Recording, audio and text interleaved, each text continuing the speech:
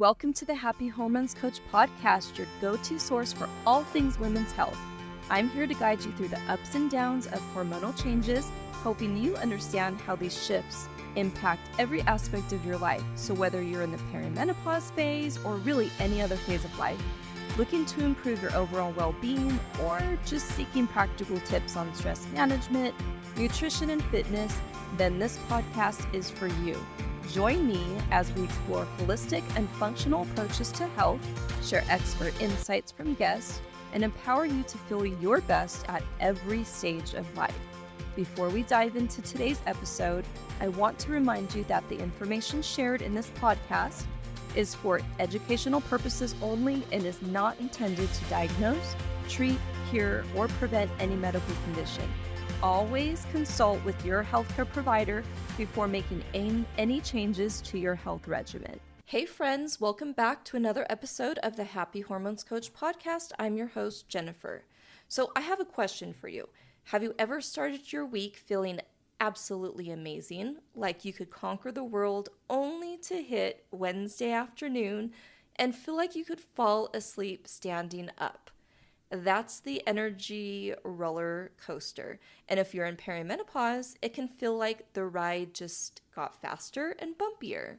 In this episode, we're going to talk about why your energy can swing so wildly in one single day or over the course of a week, how hormones play a role, and this is a big one, why your cravings and your cortisol are part of this picture.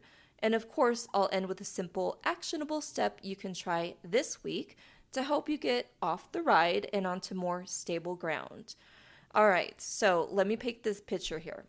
You wake up ready to go, you're checking off your to-do list, feeling productive, you might even squeeze in a workout. Then, out of nowhere, you hit that mid-afternoon wall. Your brain feels fuzzy, your eyelids feel heavy, and suddenly the chocolate in your desk drawer is calling your name. So by evening, you've got just enough energy to scroll your phone or binge watch something before crawling into bed, only to toss and turn half the night. Sound familiar? This isn't about being lazy or not trying hard enough. This is your body's chemistry and your hormones talking to you. So here's the inside scoop. Cortisol has a daily rhythm. Cortisol should peak in the morning to wake you up and naturally fall at night so you can sleep. And in perimenopause, stress, sleep issues, or overtraining can flatten this curve, meaning you don't get that steady, natural energy that you should be getting. There's also the blood sugar fluctuation. So every meal, snack, or coffee choice you make impacts your blood sugar. A spike in blood sugar is often followed by a crash, and that's when you feel the slump and crave something sweet or caffeinated to bring you back up. Kind of like the 3 o'clock slump, right? And then there's also the estrogen and progesterone shifts. Both impact how sensitive your cells are to insulin, which is the hormone that moves sugar into your cells for energy. And fluctuations can make your body swing from plenty of energy to I need sugar now very quickly. And so what's the cravings and the cortisol connection? Well, here's where it comes in, and they're not random. When your blood sugar dips, your brain sees it as an emergency. It sends a signal to your adrenal glands, hence why I say love on your adrenals, to pump out cortisol. Well, why? Because cortisol can release stored sugar from your liver to get your blood sugar back up. But here's the problem. If you're already stressed, which most of us are, you're already making extra cortisol. Add in these dips and spikes in blood sugar, and you're constantly flipping your stress switch on. That's not good. So cortisol does two things here that keeps you stuck. It makes you crave the quick energy foods. So think sugar, refined carbs, caffeine, because those give you a fast relief. Over time, though, constant cortisol output can lead to insulin resistance, meaning those quick fixes store more easily as fat instead of being used for fuel, which is the original intended purpose. So this is why mid-afternoon, cookies, cookie runs, or whatever it is, reaching for that second latte aren't just bad habits, They're your body's built-in survival mechanism trying to protect you. Remember, our body is not punishing us. Our body is really always trying to protect us. But it backfires in the long run. And so let's quickly bust a few myths here. More coffee. So it just overstimulates your adrenals, pushes more cortisol, and makes the crash even worse. Although temporarily, it can give you a lift. Also, and I see this a lot, and this is not what I recommend at all, but I hear this quite often, unfortunately, is skipping meals. It can work against you by creating a bigger blood sugar drop later. And intense afternoon workouts. So if you're already low on energy, this can spike cortisol instead of boosting it naturally. So if you tried these and felt good for maybe like an hour, but worse later, well, then now you know why. And so we really want to build steady energy all day. And here's the approach that I like to teach my clients to break the cycle. So eat breakfast with protein, start your day off right.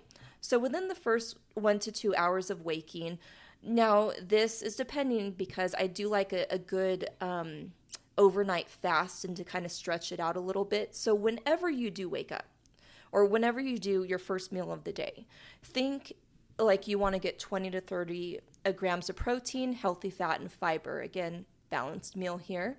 This stabilizes blood sugar and sets your cortisol rhythm. And you also want to time your caffeine. So whether it's coffee, whether it's a caffeinated tea, whatever it is, you want to wait 60 to 90 minutes after waking before your first coffee so cortisol can peak naturally. That is really important, and oftentimes people will just wake up and grab coffee to literally wake up. So it's kind of like defeating the point, right? And you also want to have balanced meals every 3 to 4 hours. So avoid grazing or skipping. Every meal should include protein, fat, and carbs from whole foods. So think of foods that are like close to its original form, right? We want less processed. And also strength training over endless cardio. So again, it builds muscle, which helps regulate blood sugar long term. And mini stress resets. You've heard me say this before. But even just 5 minutes or even literally 1 minute every so often during the day of deep breathing or stepping outside can lower cortisol and reset your nervous system. And that's really super important here. Okay, so here's what I want you to try this week. Here's your action step for this week. Start your day with a blood sugar-friendly breakfast and track your energy levels in whatever way you want to track it for 7 days. So like for an example, eggs, spinach, avocado, Greek yogurt, berries, and chia seeds, one of my favorite, protein smoothie with nut butter and greens, whatever it is. Those are just examples. But use a notebook, or even your voice memo or whatever it is, and track your energy mid-morning, mid-afternoon, and evening using a scale of 1 to 10. 1 being horrible, 10 being, yay, I'm amazing, this is great. So notice how starting the day differently impacts those numbers. And again, just do this for 7 days temporarily. Just get curious and see what you got. All right, you don't have to live on the energy roller coaster at all. When you understand the role your hormones, cortisol, and cravings play, you can get back in the driver's seat and be in control.